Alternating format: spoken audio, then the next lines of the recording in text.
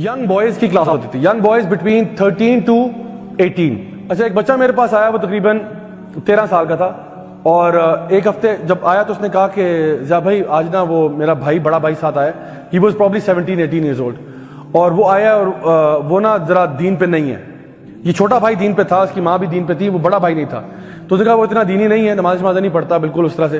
تو اگر آپ ذرا آج کا ٹاپک ذرا نا خاص طور پہ ایسے لوگوں کے لیے کریں, میں نے کہا ایکچولی خاص طور پہ کرنے کی ضرورت نہیں ہے, کیونکہ آج میں بات ہی ریپینٹنس پہ کر رہا ہوں. I'm talking about repentance. I'm talking about turning back to Allah. I'm talking about changing your life, changing your belief system and how to get back to Allah subhanahu wa ta'ala and make your life good and healthy and all that. تو الحمدللہ اس دن بات ہوئی اور میں نے یہی بات انہوں کی جو بھی آپ سے کی ہے کہ دیکھو آپ کو ٹینشن کسی چیز کی نہیں ہے. بچوں کو میں نے کہا آپ کو ٹینشن کسی چیز کی نہیں سوائے نماز کے. تو زیادہ تر بچے نا یہ 13-14 سال والے تھے, اکا دکا ہوتا تھا کوئی 17-18 والا آ جائے, زیادہ تر چھوٹے تھے. تو میں نے کہا بھائی آپ کو ٹینشن صرف نماز کی ہے, تو کم از کم وہ تو وعدہ کر لو کہ پوری کرو گے. تو الحمدللہ اچھا فیڈ بیک رہا, لوگوں نے کہا ٹھیک ہے جی, واپس چلے گئے. اچھا, نیکسٹ بھی جب کلاس ہوئی نا تو بڑی عجیب بات, واللہ بڑی عجیب بات ہوئی. وہ بچہ اس کلاس میں آیا اور اس نے انفارم کیا کہ جس کا بڑا بھائی تھا ہی died 4 days back, and die out of an accident. وہ رات کو سویا اور گیس ہیٹر جو ہے نا وہ آن تھا اور وہ کچھ فلکچویٹ ہوا, ہیٹر بند ہوا, and the boy died. And when we asked him about the state of his brother کہ اس کی state کیا تھی, تو اس نے بتایا کہ الحمدللہ he was praying 5 times. الحمدللہ.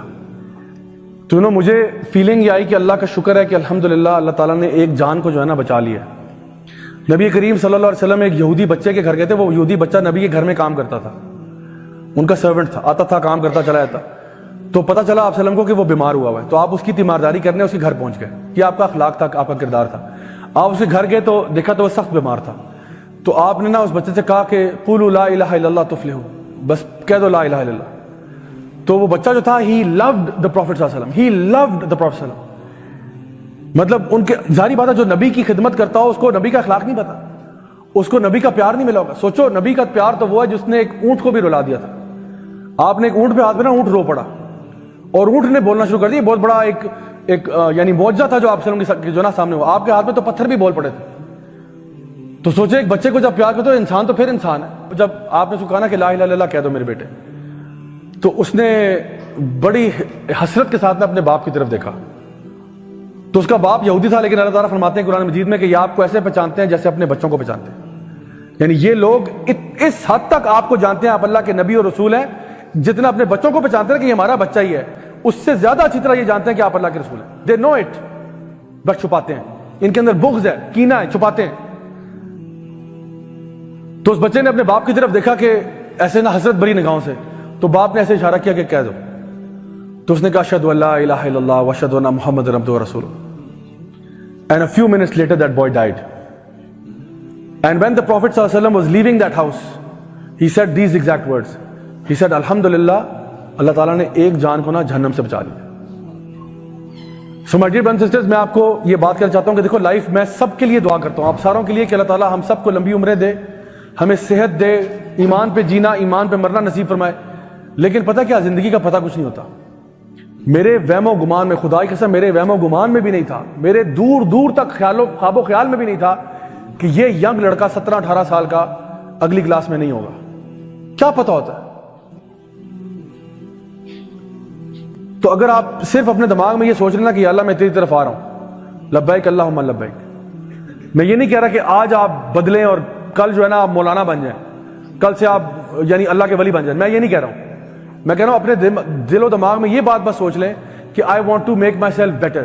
یا اللہ میں تیری طرف آنا چاہتا ہوں, میں اپنے کردار کو, اپنے اخلاق کو, اپنی عبادات کو بہتر کرنا چاہتا ہوں. ابھی مجھ سے بہت غلطیاں ہو رہی ہیں, بڑی کوتاہیاں ہو رہی ہیں, کچھ گناہ ہو رہے ہیں. یا اللہ میں کمزور ہوں, یا اللہ مجھے معاف کر دے. یا اللہ تو رحمان ہے, رحیم ہے, غفور ہے, غفار ہے, یا اللہ مجھے معاف کر دے. یا اللہ میں تیرے سامنے اپنے آپ کو ایکسپوز کر رہا ہوں. یا اللہ تو میرے دل کے حال بھی جانتا ہے, میں نہیں جانتا دنیا میں کیا ہو رہا ہے, لیکن تو میرے دل کے حالوں سے بھی واقف ہے. یا اللہ تیرے تو بہت عبادت کرنے والے لوگ ہیں, تیرے تو فرشتے بھی عبادت کرتے ہیں, لوگ بھی کرتے ہیں, لیکن یا اللہ میرے پاس صرف ایک تو ہی ہے. میرے پاس یا اللہ تیرے سوا کوئی نہیں ہے. میں اپنے دکھوں کو, اپنے غموں کو, اپنے پرابلمز کو کسی اور کے ساتھ شیئر کر ہی نہیں سکتا. اور نہ میری بات کوئی سمجھ سکتا. یہ سارے بشری لوگ ہیں, ان کو کچھ نہیں پتا. یا اللہ تو میرے دل کے حال جانتا ہے, اور سچی بات یہ کہ صرف میرے پوری لائف پہ اختیار اگر ہے تو وہ تجھے ہے, ورنہ کوئی میری بگڑی کو ٹھیک نہیں کر سکتا. میرے اوپر جو مصیبتیں ہیں وہ کوئی ٹھیک نہیں کر سکتا سوائے تیری ذات کے. تو کن فیکون کہ تو مسئلہ حل ہو جائے. یا اللہ میری زندگی میں خوشیاں لیا, میری زندگی میں سکون لیا. یا اللہ مجھے ٹینشنوں سے دور کر دے. یا اللہ مجھے ایمان پر جینا, ایمان پر مرنا نصیب فرما. یا اللہ مجھے بھی اپنے نیک بندوں میں شامل کر دے, مجھے بھی ایسا بنا دے کہ جس سے تو راضی ہے. یا اللہ مجھے بھی اپنے نیک بندوں کی صف میں شامل کر. یعنی this is a conversation you need to have with Allah سبحانہ تعالیٰ. رات کو کیلے میں تنہائی میں نا کبھی اللہ کو پکاریں اور اللہ سے مانگیں. کیوں نہیں اللہ دے گا آپ کو, کیوں نہیں اللہ قبول کرے گا. کبھی ایسے مانگ کے تو دیکھیں, اللہ تعالیٰ آپ کے دل کے اندر نا سکینت طاری کر دے گا. اللہ تعالیٰ آپ کے دل کے اندر ایک ایسی چیز ڈالے گا, سکون. واللہ وہ سکون کسی اور چیز میں نہیں ہے سوائے اللہ کے پاس ہے. اور وہ اللہ جس کے دل میں خود ہی چاہتا ہے ڈالتا ہے. اور کس کے دل میں ڈالتا ہے؟ الا بذکر اللہ تطمئن القلوب. یقیناً جو اللہ کو یاد کرتے ہیں اللہ انہی کے دل میں ڈالتا ہے. تو جب ہم اس طرف آئیں گے نا تو آپ کو یقین کریں کہ آپ کی زندگی کا نقشہ بدل جائے گا. یہ میں بات آپ کو اپنے ایکسپیرینس سے کہہ رہا ہوں. زبانی کلامی باتیں نہیں ہے, کہ کتابی بات نہیں ہے کہ جی کرو گے تو دیکھو کہ پتہ نہیں ہو جائے نہ ہو. میں آپ کو کنفرم بتا رہا ہوں, یہ ہو نہیں سکتا کہ آپ اللہ کی طرف رجوع کریں اور اللہ تعالیٰ آپ کی لائف کو سارٹ آؤٹ نہ کر دے. سو جو بھی آپ کی ٹینشن ہے, مصیبت ہے, پریشانی ہے, ڈاؤٹس ہیں, جو کچھ بھی ہے, آپ اللہ سے کہیں کہ اللہ تو ریموو کرنے والا, تو ریموو کر دے.